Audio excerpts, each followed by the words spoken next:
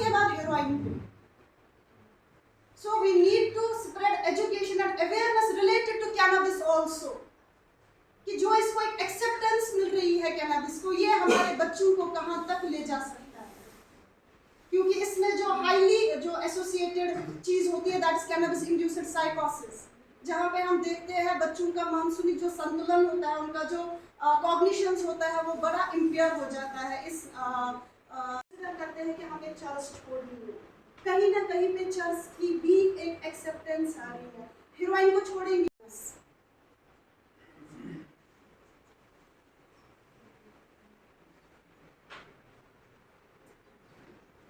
Consequences की अगर हम बात करेंगे, सब्सटेंस यूज की वजह से क्या क्या चीज होती है, almost every aspect of our life. ये हम यहाँ पे एंड पे अपने जो हमारे यहाँ पे कुछ क्लाइंट्स हमारे पास है उनसे भी पूछ सकते हैं, ऑलमोस्ट एवरी एस्पेक्ट ऑफ का बच्चा he was also getting involved in this thing.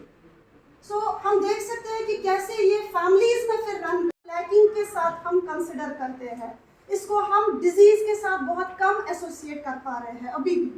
Occupational में अगर हम देखेंगे, स्कूल गोइंग चिल्ड्रंस का ड्रॉप आउट हो जाता है, वो स्टडीज कंटिन्यू नहीं कर पाते हैं, और जो जॉब पे जाने वाले बंदे होते हैं बहुत सारे यहाँ पे जैसे मैंने देखा, वो फिर अपनी जॉब पे नहीं जा पाते, फिर किसी का सस्पेंशन हो जाता है, किसी का फाइनेंशियल प्रॉब्लम्स। इसमें एक जो यकीन करने से मतलब हम भी यकीन अभी तक नहीं कर पाते हैं कि एक पेशेंट का फादर हमें बोलता है मेरे बच्चे ने एक टिच्चू के लिए अपने 5 लाख की गाड़ी भेज दी। इस हद तक फिर हम देख रहे हैं बच्चे जा रहे हैं, थेफ्ट्स, रॉबरी, घर से सोना चुराना, घर से एटीएम वगैरह या घर की जो ज्वेलरी वगैरह होती है, घर के वैल्यूएबल आइटम्स जो होते हैं उन चीज़ों को चुराते हैं। देखते हैं ये पेशेंट अच्छे परेशान से क्या इस वही वापस अगर से ट्रीटमेंट करो। मेजर रीजन हम जो देखते हैं, जो इनकी एसोसिएशन होती है ये वो ब्रेक नहीं करते हैं, जो इनका ऑलरेडी सर्कल होता है, जो इनके कॉन्टैक्ट्स होते हैं, जो इनके लिंक्स होते हैं, ये उस चीज को ब्रेक नहीं करते हैं।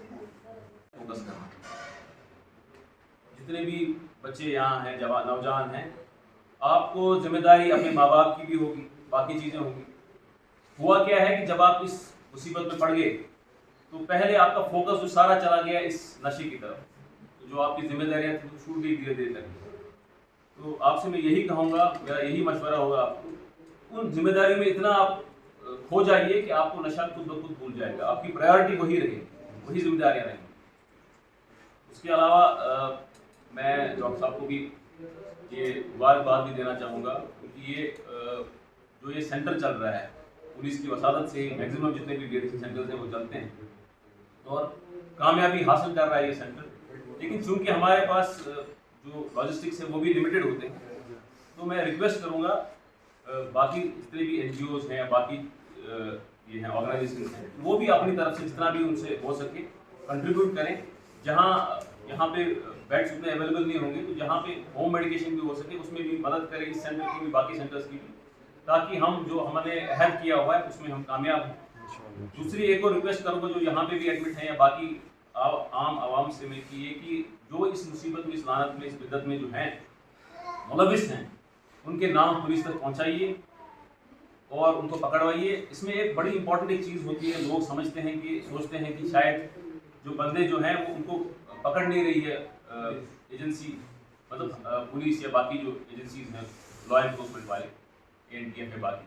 उसमें ऐसा होता है कि जब एक बंदा पकड़ा जाता है एक सर्टन अमाउंट के साथ, चाहे हीरोइन हो या कोई भी सब्सटेंस, तो उसको तब तक रोक सकती है अदालत या पुलिस जब तक उसके पास उतना एक अमाउंट होगा जिसको हम कमर्शियल क्वांटिटी कहते हैं या इसके नज़दीक क्वांटिटी हो। अगर वो ऐसे ही पकड़ा गया तो 2-4 दिन में वो छूट जाता है, क्योंकि कानून का वैसा ही हिसाब किताब है। तो आपको वो समझना है, कोशिश करनी है, अगर आपके पास पक्की इन्फॉर्मेशन हो उसको हम रंगे हाथों पकड़ लें, उसकी वजह से क्या है वो बहुत हद तक रहेगा।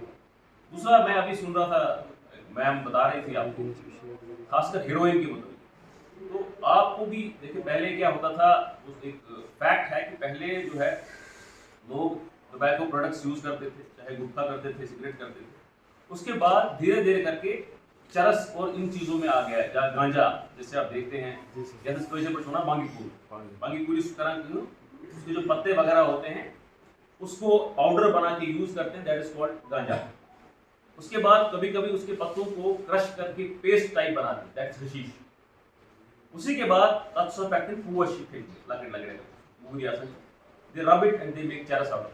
उसका निकलता है, रेजिन निकलता है, उसको चरस कहते हैं। चाहे वो कच्चा ही यूज करें या सूखा के यूज करें। उसके बाद नॉर्मली क्या खशखश टूच आसान तो तेमे मंस नेरा तत्सवना है अफीम। अफीम को फिर सिंथेटिक प्रोसेस से हम या जो इसमें होते हैं रेडर्स होते हैं वो उसमें हेरोइन बनाते हैं उसको। और इसके अलावा मैं यही कुछ एक चीज़ें आपसे शेयर करना चाहूँगा, जैसे कि अभी काउंसलर साहब ने आपको बताया या बाकी मेरे साथियों ने बताया, खसूसन जो यहाँ एडमिट होते हैं इस सेंटर में उनसे मुखातिब मैं रहूँगा। मुझे लगता है कुछ पार्टिसिपेंट्स हैं उसमें से। जब आप ये नशा छोड़ते हैं इसके लिए बहुत ताकत लगती है, ठीक है, खुद इरादियत लगती है, विल पावर लगता है। उसको आप होल्ड करके रखिए। बहुत बार आपको ऐसा एहसास होगा कि मैं 2 महीने 4 महीने 6 महीने के बाद में वापस इसकी तरफ चला जाऊँ। तो आपसे मेरी रिक्वेस्ट रहेगी वहाँ पे आप अपनी फैमिली को याद रखिए। अगर आप रिलीजियस हैं तो अपनी फेथ को याद रखिए, उससे आपको मदद मिलेगी। आप जो इरादा आपने किया है नशा छोड़ने का और उस पर कायम रहने का, उसमें आपको मदद हासिल होगी। वो उसके बाद जो यहाँ से लोग निकलते हैं, आप लोग यहाँ आज हैं, कल आपकी काउंसलिंग हो जाएगी, आप अल्टरनेट ड्रग्स पे आ जाएंगे, धीरे धीरे करके अल्लाह की मदद से आप छोड़ देंगे इस चीज़। उसके बाद ये आपकी जिम्मेदारी है कि आप जहाँ जहाँ रहते हैं अपने समाज में, अपनी कम्युनिटी में वापस जाके जो बाकी बच्चे हैं जो वल्नरेबल हो सकते हैं इसके लिए। लियाकत चौधरी साहब, SOG DIG CKR, director youth development and rehabilitation centre doctor Muzaffar साहब, एसडीपीओ अमारगंज जुनैद साहब, डॉक्टर साहब और यहाँ का जो अमला और बाकी मुलाजमीन हैं, मैं आप सब लोगों का शुक्रगुजार हूँ कि ये एक प्रोग्राम आप लोगों ने यहाँ मुनक़द किया। और यकीन मानिए कि आज तक मैंने इतनी इमोशन, और जो उससे पहले यहाँ पे एक जो उनका टॉपिक था ड्रग्स, ये तो बेसिक चीज़ें हैं और हम इस सब चीज़ को मानते हैं कि drug abuse, drug problem society में है। अब प्रेजेंट उस दौर में आ गए हम कि इसको कैसे खात्मा करें, कि ऐसा ना हो कि वो सोसाइटी में जाके फिर से ये एक सर्कल है, ये ऐसा विषय आप नहीं। एक अच्छी चीज़ यहाँ पे मुझे लगी जो हमसे पहले मैडम की उन्होंने डिस्कस की, कि जो सबसे पहला ड्रग एब्यूज़ है ना, मुझे वो सिगरेट लगता है। क्योंकि जब तक एक इंसान सिगरेट नहीं छोड़ सकता,